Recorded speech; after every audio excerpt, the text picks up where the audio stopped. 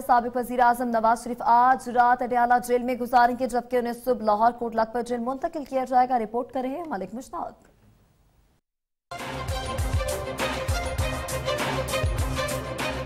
साबिक वजीर आजम नवाज शरीफ की एक बार फिर से जेल यात्रा शुरू।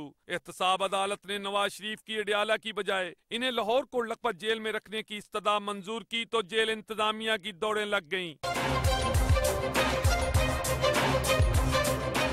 नवाज शरीफ को मंगल के रोज रावलपिंडी की अडयाला जेल से लाहौर की कोट लखपत जेल में मुंतकिल किया जाएगा, जिसके लिए अहकाम ने तैयारियां मुकम्मल कर ली। लाहौर जेल की सिक्योरिटी में इजाफा कर दिया गया, जबकि साबिक वजीर आजम को रखने के लिए एक अलग बैरक भी तैयार कर लिया गया है।